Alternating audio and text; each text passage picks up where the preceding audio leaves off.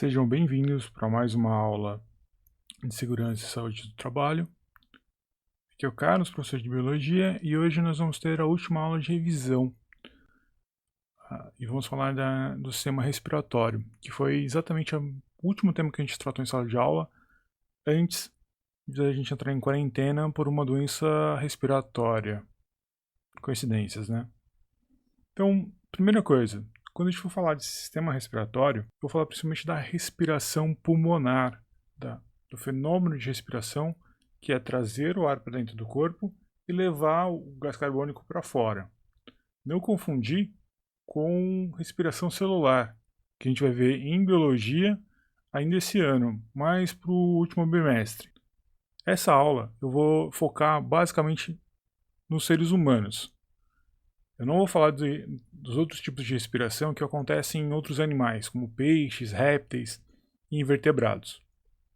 Então, vamos ver o que é, para que serve essa respiração pulmonar que nós humanos e outros mamíferos temos. O pulmão vai oferecer uma grande área de troca gasosa, justamente para fazer a troca entre o oxigênio do ar e o gás carbônico que é produzido no nosso corpo. Uma função importante é conduzir o ar das aberturas da boca e do nariz até o pulmão. Então aqui eu tenho vários órgãos que fazem essa condução. Proteger as superfícies respiratórias. Então, pulmão, garganta, tudo isso está protegido dentro do nosso corpo, principalmente contra variações ambientais e outras coisas, como poeiras, pó, fumaças e várias outras coisas. Também eu tenho um sistema imune, né? Uma das funções do sistema respiratório é proteger o próprio pulmão e o próprio sistema contra infecções. Produzir os sons que a gente usa na fala. O som ele é produzido pelas pregas vocais, que a gente também chama de cordas vocais.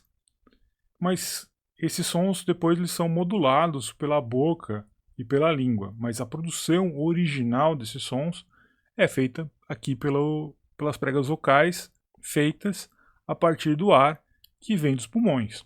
E uma coisa importante também é regular o volume de sangue, regular a pressão arterial e o controle de pH do nosso corpo. Nós vamos falar melhor sobre isso quando a gente for falar de sistema cardiovascular, que vai ser a próxima aula.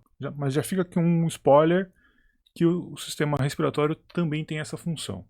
Então vamos revisar um pouquinho da anatomia do sistema respiratório. Eu posso dividir o sistema respiratório entre parte superior e parte inferior do sistema respiratório, tá? Como está mostrado aqui nessa figura.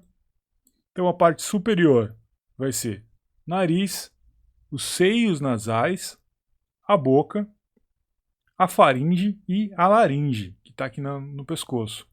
Enquanto que a parte inferior do sistema respiratório vai ser traqueia, brônquios, bronquíolos e os próprios pulmões.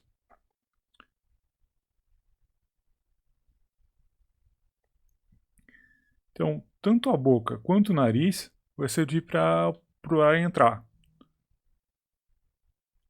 Tanto a boca quanto o nariz vai servir para o ar entrar no nosso corpo. Você já deve ter ouvido falar que é melhor respirar pelo nariz do que pela boca. E por quê? Justamente pela presença desses canais aqui, dessas conchas nasais. A gente tem muitos vasos sanguíneos aqui na região do nariz, que faz com que o ar que entre pelo nariz ele acaba sendo aquecido antes de entrar no pulmão. O fato do ar entrar aquecido e também umedecido pelas conchas nasais ajudam muito a respiração pulmonar. Essas conchas nasais dentro da face acabam servindo como um filtro, um primeiro filtro para as impurezas que vêm junto com o ar. Aquele exame para ver se a pessoa está ou não com Covid, você já deve ter visto que usa um cotonete gigante, o nome técnico daquele é swab. Aquele swab é maior que uma caneta e você tem que enfiar ele pelo nariz, ele vai aqui atrás. Então vai lá no fundo e é por isso que é bem desagradável aquele exame. Partindo da boca e do nariz, o ar ele é conduzido até o pulmão. Nós vamos ver melhor como é que é essa passagem, esses órgãos que fazem parte dessa condução do ar até o pulmão.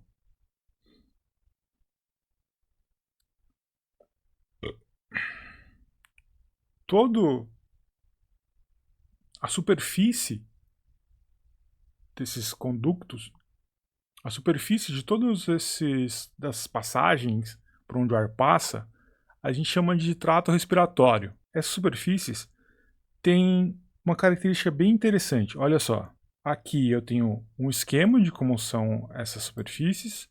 Aqui eu tenho uma foto de um corte. Eu tenho um corte dessa superfície.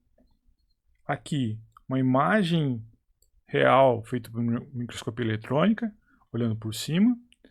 E aqui um detalhe desse esquema. O que é importante ver aqui? Eu vou explicar aqui nesse detalhe aqui embaixo. Eu tenho dois tipos de células que recobrem esse trato. Eu tenho células com cílios, que são esses pelinhos aqui, então essas células roxas, que são a maioria. E eu tenho células mucosas, que é essa célula aqui marcada em amarelo. Quais são as funções dessas células? As células de mucosa fabricam um muco. O muco, normalmente, ele é transparente e pegajoso. E para que ele serve? Ele lubrifica toda a superfície. E por ele ser pegajoso, as partículas de poeira que entram pelo nariz acabam grudando nesse muco. Então ele serve como um filtro também para essas partículas. E se ficar só grudado, não facilita, né? Ele vai ficar ali grudado no muco e não vai sair para lugar nenhum. Aí que entram as células ciliares, que são essas roxinhas. Essas células possuem os cílios, e esses cílios batem, empurrando a sujeira para fora, como está mostrado aqui nesse desenho. Então eu tenho o muco, que está aqui meio amarelinho. Essas partículas aqui são as partículas de poeira, a sujeira que entrou pelo nariz ou pela boca. E aqui tem os cílios batendo, varrendo essa sujeira para fora. Isso vai, a partir do pulmão ali dos bronquíolos, vem subindo até a garganta, e aí você acaba engolindo esse muco, ou então expelindo ele pelo nariz. Quando você está com muita infecção, ou quando você tem muita poeira, é comum esse muco sair muito carregado. Por isso que ele sai carregado, porque ele acaba grudando toda a sujeira, toda a partícula, a poeira que você inalou. E como a boca serve tanto para sistema respiratório, você consegue respirar pela boca, como para o sistema digestório, você consegue para a gente comer e beber água, eu tenho que ter um sistema de desvio no meio desse caminho, para não ir ar para o estômago e nem comida para o pulmão. E esse sistema de desvio é justamente na epiglote. Veja esse desenho aqui, ó. Então eu tenho a boca, a comida que está marcada em amarelo, e aqui embaixo eu tenho a epiglote. Essa epiglote, ela justamente faz o desvio entre o que vai para o pulmão e o que vai para o estômago.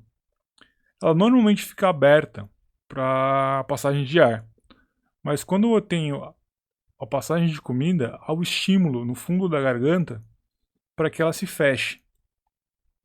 E quando ela fecha, a comida acaba passando por trás e vai para o estômago. Quando ela está aberta, volta a passagem de ar.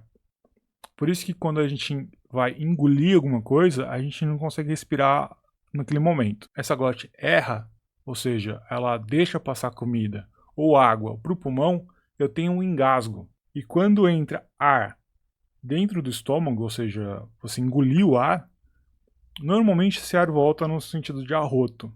Arroto não tem lá muito problema, mas o engasgo pode matar. E essa epiglote é justamente... A epiglote, ela está justamente na glote.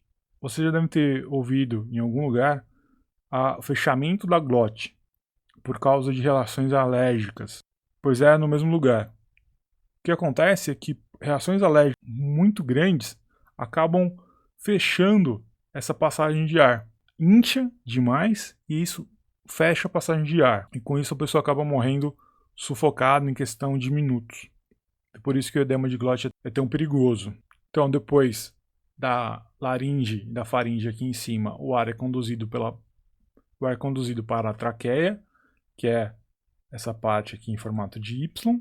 Essa traqueia vai separar então em 2 brônquios que entram no pulmão pelo lado. O pulmão esquerdo ele tem 2 pedaços, 2 lobos, enquanto que o pulmão direito tem 3 lobos.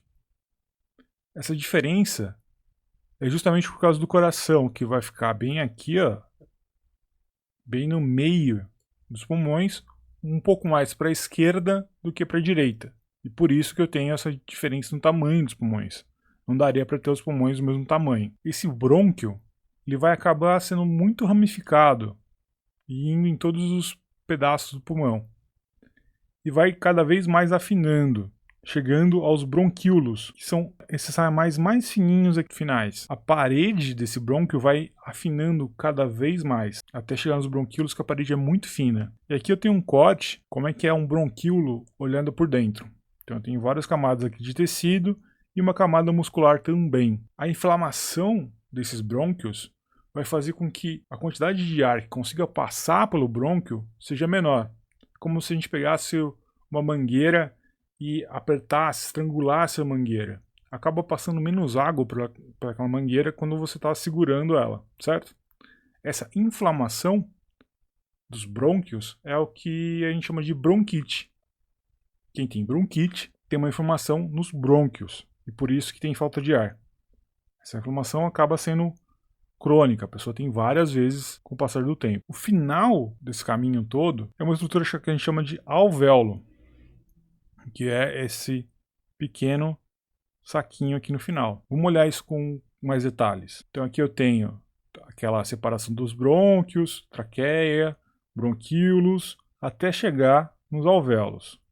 E aqui eu tenho uma coisa mais detalhada. Então o ar entra por aqui e vai chegar nesses alvéolos como estão marcados aqui. Esses alvéolos são como pequenos sacos de ar. É justamente neles que há a troca entre o ar atmosférico e o que está no sangue, os gases que estão no sangue. E vejam que eles são extremamente vascularizados. Eu tenho muitos vasos sanguíneos que passam bem do lado desse alvéolo, justamente para a gente poder ter as trocas gasosas entre o sangue e o ar atmosférico. E no caso da Covid, que a gente está tendo agora, a inflamação causada por ela inflama justamente os alvéolos, enchendo eles de muito líquido, impossibilitando que eles façam as trocas gasosas. Como é que funciona a respiração? Bom, o ato de respirar é um ato que a gente faz conscientemente, de encher e esvaziar o pulmão. Tanto que a gente pode fazer isso de maneira pensada. Inspira, expira. Quem faz canto ou natação, coisa parecida, já tem vários exercícios justamente para fortalecer os músculos que fazem esse tipo de coisa. Que isso é um processo feito pelos músculos do tórax e pelo diafragma. Olha só. Então aqui eu tenho um corte lateral e os músculos da caixa torácica que seguram aqui as costelas, quando eu vou inspirar, quando eu vou trazer o ar para dentro, esses músculos fazem com que as costelas subam. O diafragma, que é esse músculo que está aqui embaixo, bem no limite entre a caixa torácica e o abdômen, ele contrai, ele vai para baixo. Com isso, com a elevação das costelas e eu puxar o diafragma para baixo, eu acabo aumentando o volume aqui do torácico e aumentar o volume, eu acabo puxando o pulmão. E o pulmão acaba então aumentando e puxando o ar atmosférico. Quando eu vou expirar, eu vou soltar o ar, acontece o contrário. Os músculos torácicos relaxam, então as costelas descem, o diafragma relaxa e sobe, diminuindo o tamanho da caixa torácica e assim diminuindo o tamanho do pulmão. E o pulmão então acaba expelindo o ar para fora do corpo. Entre os músculos e o pulmão existe uma camadinha de tecido chamada de pleura. Tá aqui, ó. Pleura, cavidade pleural. Tem 2 tipos de pleura e uma cavidade entre elas. Basicamente, a caixa torácica expande, puxa a pleura. Entre as duas pleuras eu tenho um vácuo, então ao movimentar a primeira pleura, acaba movimentando a segunda pleura, e essa segunda pleura está grudada no pulmão. Então eu puxo a caixa torácica, eu puxo a primeira pleura, ela puxa a segunda pleura e puxa o pulmão. E assim então eu tenho o movimento da caixa torácica, dos músculos da caixa torácica sendo passados para o pulmão. Aqui embaixo eu vou colocar um outro vídeo do Manual do Mundo explicando como é que faz um modelo de um pulmão para vocês entenderem direitinho como é que é esse movimento, como é que a expansão da caixa torácica passa para o pulmão. Mas basicamente é um movimento mecânico intencional dos pulmões e do diafragma. Eu vou deixar também um outro vídeo aqui falando das doenças ocupacionais ligadas ao sistema respiratório.